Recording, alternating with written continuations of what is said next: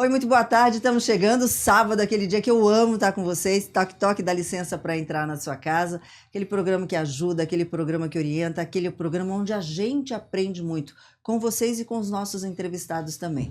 E você sabe que eu sempre gosto de ouvir a sua história, é nacional já, a gente tem ajudado gente do Brasil inteiro, então manda a sua história para o nosso WhatsApp, que tipo de problema você está passando, para a gente tentar ajudar de alguma forma, tá bom? Tem o nosso WhatsApp, tem as redes sociais, tem o YouTube. Ah, não assistiu na TV? Perdeu? Acompanha no nosso canal do YouTube, tá bom?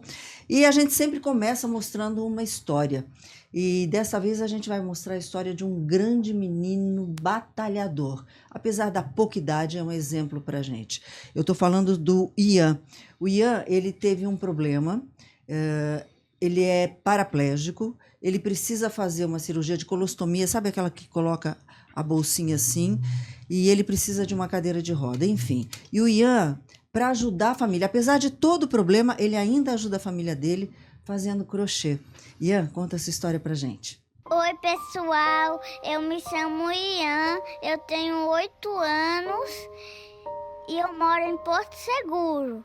Tenho diabetes, hipertensão e quando eu era bebê eu fiz uma cirurgia no coração e sou diabético e uso insulina. E eu tive sequelas do Guillain-Barré que eu perdi a degustação e eu só como para uma gastrostomia, que é isso daqui, ó.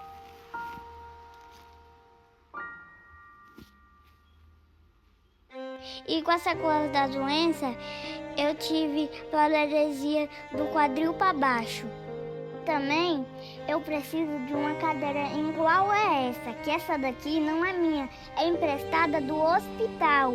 Preciso fazer uma cirurgia urgente, que é a colostomia, que eu preciso fazer muito, que é pra mim fazer cocô e já tá saindo até sangramento e eu já tô em filha única ainda. Porque eu sinto muitas dores mesmo fazendo lavagem.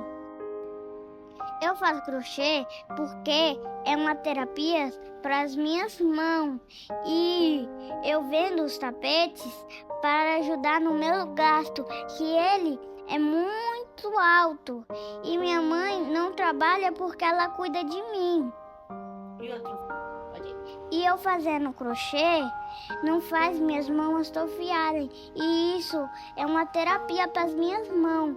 E esse dinheiro que eu ganho ajuda nos meus gastos. Porque minha mãe não trabalha, porque ela fica cuidando de mim. E se você quiser me ajudar, é comprando meus tapetes e compartilhando meus vídeos. Se você quiser me abençoar, é através do Pix.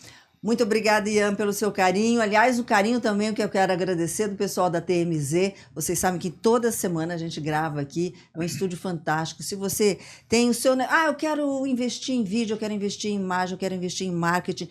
TMZ, vocês estão vendo a imagem, a estrutura é fantástica. É uma casa, gente, de 3 andares, até para fotografia, para fotos profissionais, é incrível.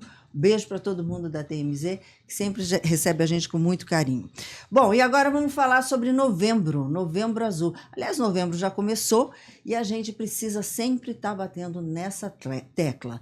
Novembro Azul é prevenção do câncer de próstata. E quando eu falo de prevenção de câncer de próstata, tem um nome que vem à minha mente para nos ensinar, para nos orientar. Ele veio de Taubaté, ele que é urologista, Dr. Wander Cunha. Dr. Wander, muito obrigada por estar com a gente aqui, viu? Prazer, eu que agradeço. É muito bom. Eu já estava batendo aqui um papo nos bastidores com o Dr. Wander e falando assim, tem alguma modificação das informações que até hoje, né, eu já passei para o pessoal e aprendi com o senhor também, em relação à idade, está aumentando nos jovens o câncer de próstata? Como é que está essa situação do câncer no Brasil, doutor? Sol, até antes da pandemia, a prevenção do câncer de próstata se fazia mais frequente e de maneira mais uniforme.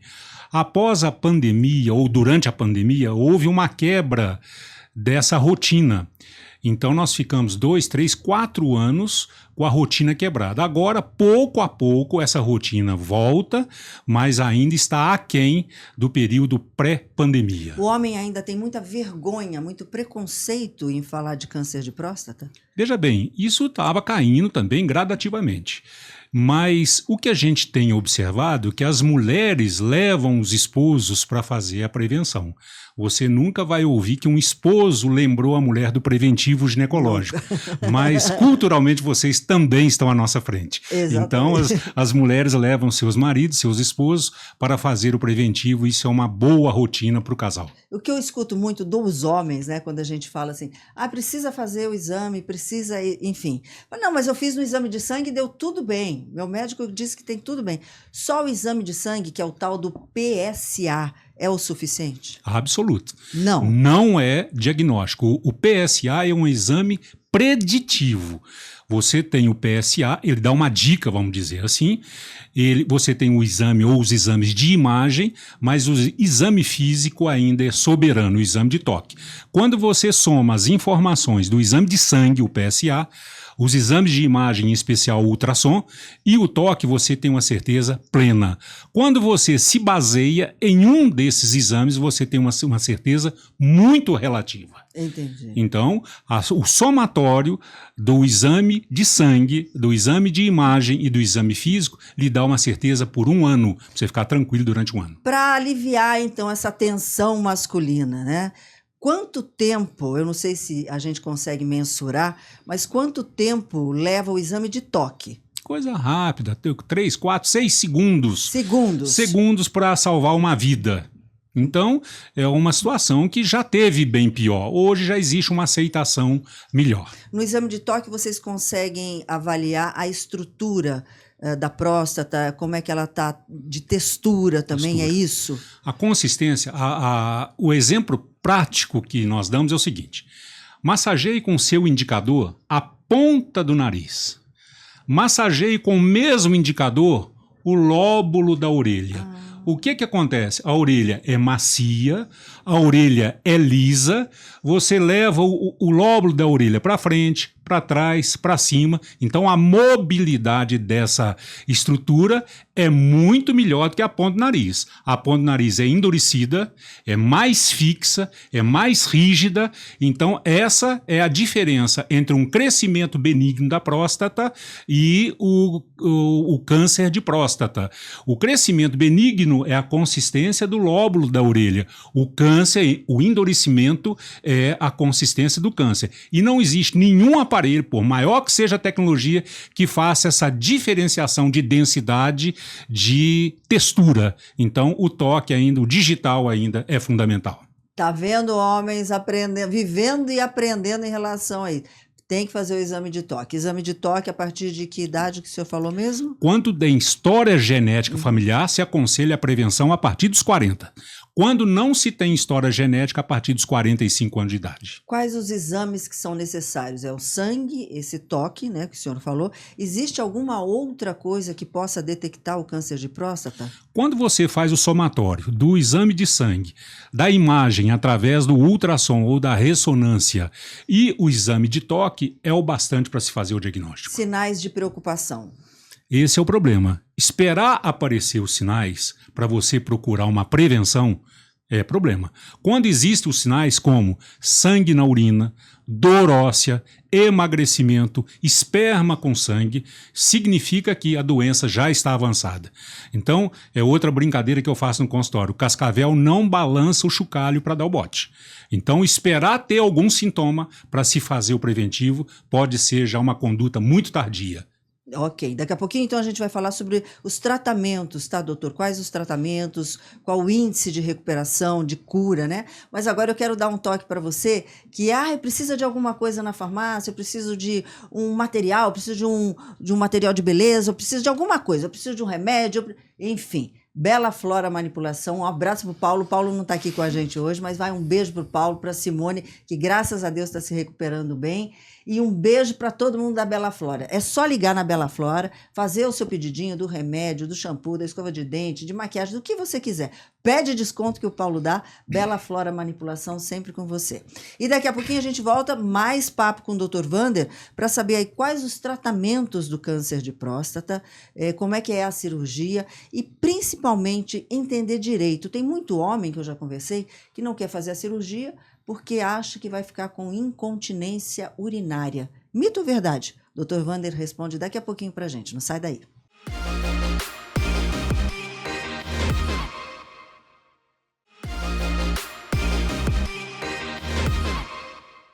Estamos de volta, a voz da gente. Eu quero conhecer sua história, eu quero receber a sua história para tentar te ajudar de alguma forma. Nós vimos aí a história de um querido que faz crochê, um menino de 8 anos, o Ian, que faz crochê para ajudar a família, é paraplégico, precisa de uma cirurgia de colostomia, precisa de uma cadeira de roda e a gente vai batalhar para te ajudar, viu, Ian? A gente vai conseguir. Como ser feliz também num sabadão? Passear no Aquarius Open Mall. Gente, Aquarius Open Mall que vocês estão vendo aí, aquele conceito daqueles shoppings americanos abertos, tem de tudo. Tem, eu quero resolver um problema de carro, eu quero fazer supermercado, eu quero farmácia, eu quero me divertir com a minha família. Aquarius Open Mall, o endereço está aqui, fica bem no coração do Aquarius em São José dos Campos. Aproveita o Natal, tá sim de coisa legal para você conhecer, para você brincar, para você participar. Tá cheio de atração para você também. Bom, vamos voltar aqui no estúdio com o Dr. Wander para falar sobre câncer de próstata. Eu comentei com o senhor sobre o tratamento, se antes da cirurgia é possível algum tipo de tratamento. Quais os mais aplicados hoje, doutor? Veja bem, Solange, a cura do câncer de próstata é proporcional à precocidade do diagnóstico. Ou seja, quanto mais cedo se faz o diagnóstico, melhor é o prognóstico de cura. E o prognóstico de cura é a cirurgia radical. Até que assusta falar em cirurgia radical. Mas ao longo do tempo há o aprimoramento das técnicas e assim aconteceu também com as cirurgias do câncer de próstata. Então, uma das complicações mais frequentes para se tratar o câncer de próstata era a incontinência urinária. O sujeito tinha um trauma danado de ficar com fralda, usando fralda para o resto da vida. Isso acontecia com uma certa frequência porque as técnicas não eram tão refinadas e às vezes o diagnóstico já era bem tardio, que exigia uma cirurgia bem mais radical. Com o aprimoramento das técnicas, esse problema da incontinência urinária praticamente está superado. Outro grande problema que existe é a disfunção erétil pós a cirurgia. Então, após a cirurgia, durante 3, 4, 6 meses, existe uma disfunção erétil, mas que você estimula precocemente já no pós-operatório. A partir do 10º, 15º dia de cirurgia já começa o estímulo para o retorno da disfunção erétil. Em 6 meses, esse problema é bem atenuado. Então, não existe mais aquela desculpa, eu não quero operar porque o tratamento eletivo, o tratamento padrão ouro para a cura do câncer de próstata ainda é a cirurgia. Um tumor que está localizado, um tumor que não saiu da cápsula prostática, ele tem a indicação de se fazer a cirurgia para alcançar uma cura com níveis acima de 95%. Infelizmente, quando esse tumor saiu da cápsula, a metástase, loco regional ou sistêmica, porque o câncer, quando sai da próstata, ele invade as vesículas seminais, os gânglios, os linfonodos, os ossos da bacia, pulmão e cérebro. Quando esse câncer saiu da próstata, você pode fazer uma cirurgia de resgate, mas tem que associar outros métodos também, como a radioterapia e a hormonioterapia.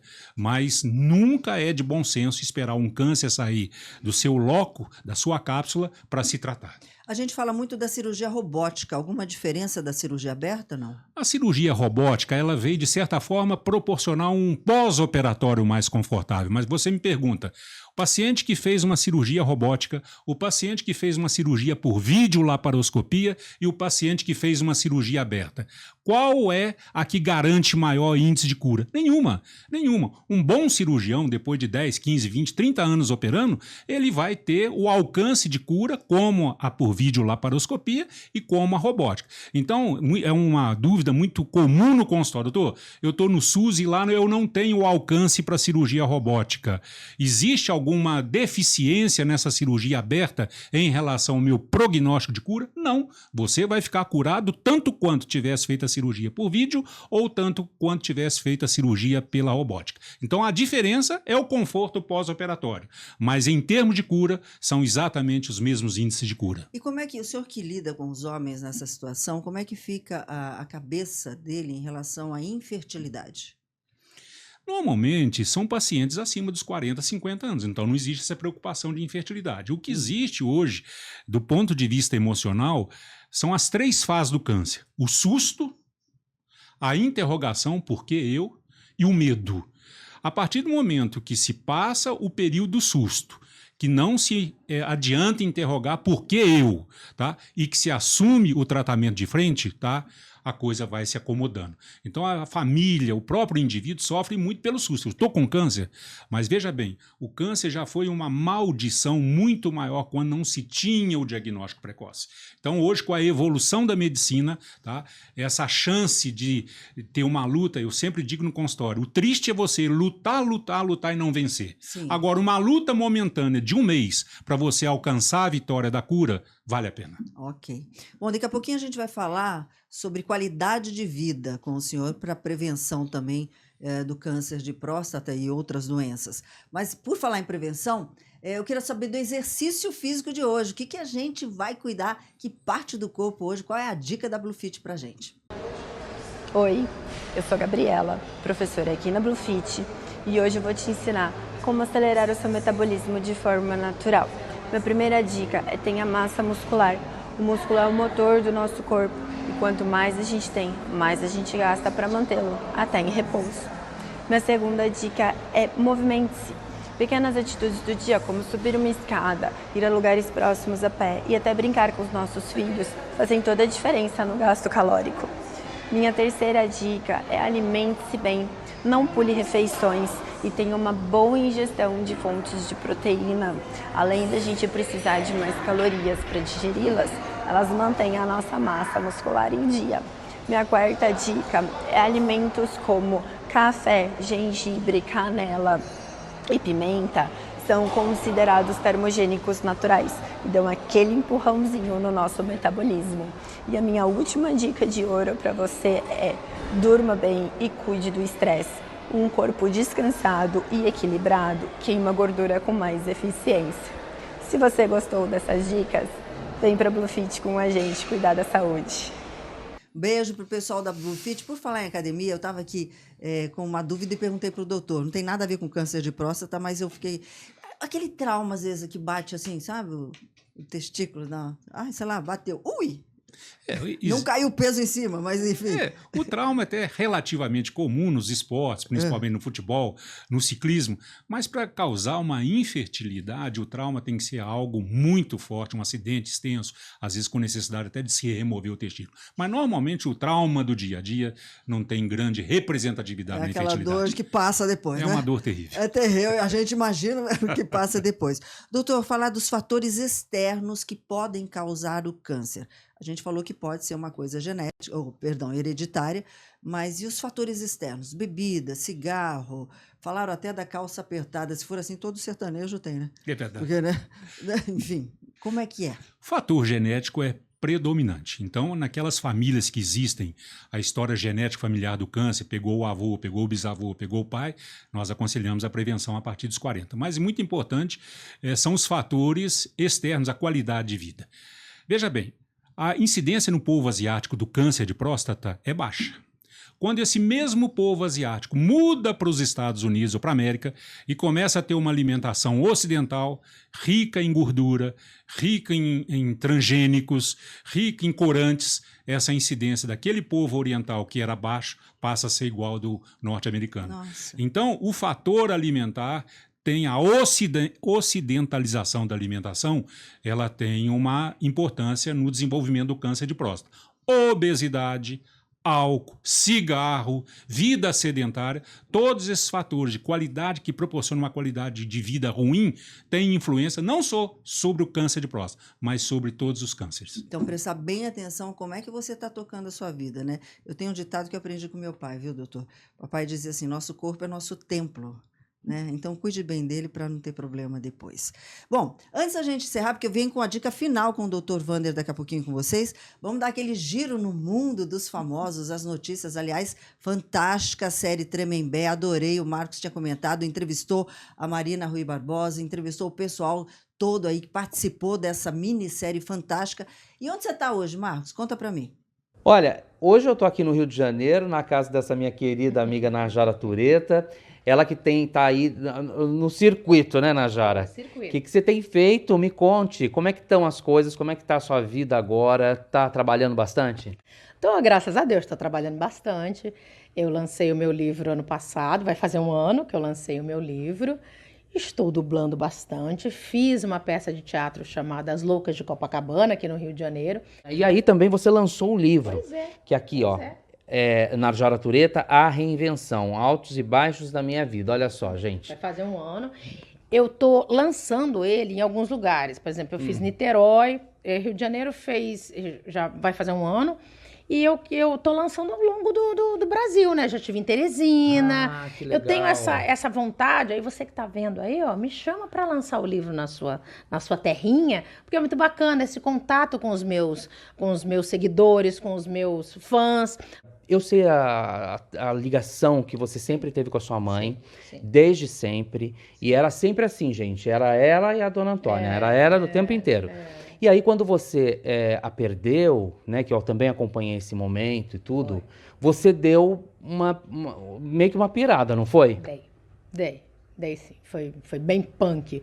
O fato de ter ficado sem a minha mãe, claro, você perder o chão. Eu vi uma vez alguém falando, a gente perde o colo, né? A gente perde a raiz. É chato, mas Mas é como isso. é que foi esse momento desse luto? Porque eu acho que no momento, talvez você estivesse anestesiada e tal. O negócio aconteceu depois de o quê? Um mês, 2?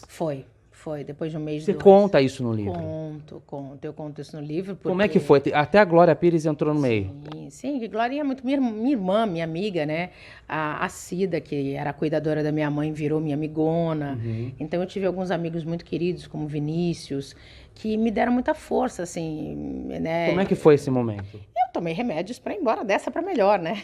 Mas você estava aqui na sua casa? Tava aqui sozinha.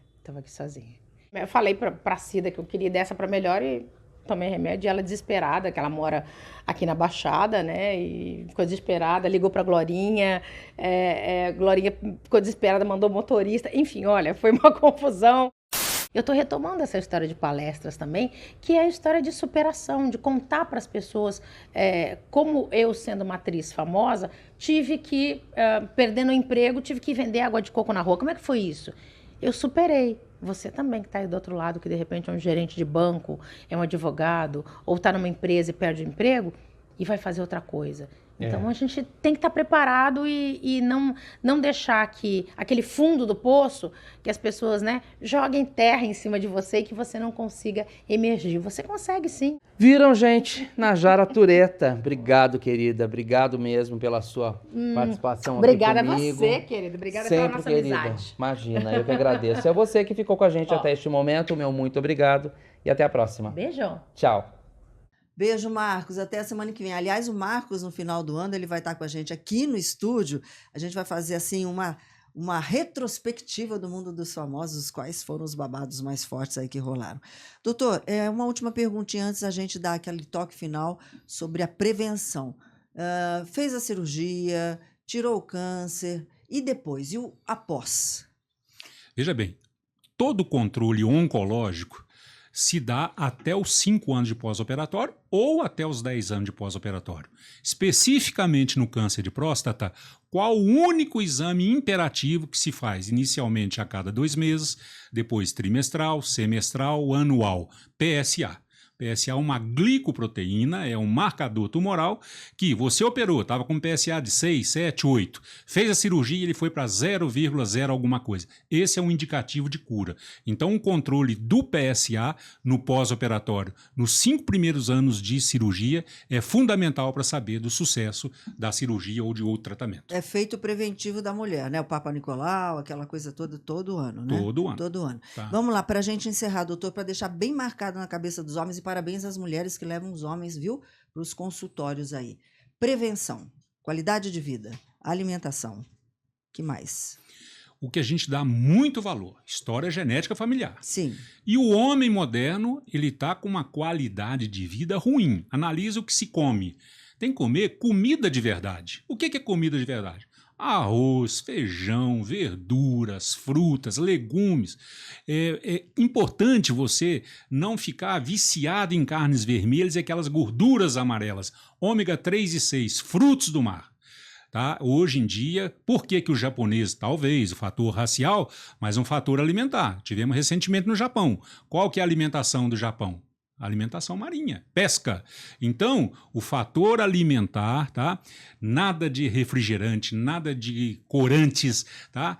Os portugueses, perdemos um tio agora com 94 anos, tomava sua taça de vinho no almoço, no jantar. Vinho tinto seco, tá? Alimentação, frutos do mar, ômega 3 e ômega 6, exercício físico e contra a obesidade. Você tem que lutar contra a obesidade. Esses são os fatores, os conselhos e a prevenção, semestral ou anual. Ok. Que dicas, hein? Que dicas. Dicas de ouro aí. Doutor Wander, muito obrigada pela sua participação, pelas suas orientações. Adoro entrevistá-lo, aprendo muito com o senhor. Que o senhor tenha um Natal abençoado, a sua família, todos eles. Aliás, doutora Elina, que é uma querida, vai estar com a gente no próximo programa também, dermatologista. Que Deus abençoe e muito obrigada, viu, doutor? Amém. Muito obrigado pela oportunidade para a gente esclarecer a população que precisa assumir a sua responsabilidade de prevenção. Obrigada, doutor. E no próximo sábado eu já dei até um spoiler aqui. A gente tá de volta e vamos falar aí o verão que tá chegando, cuidar da pele, como é que a gente se cuida direitinho para ficar com esse...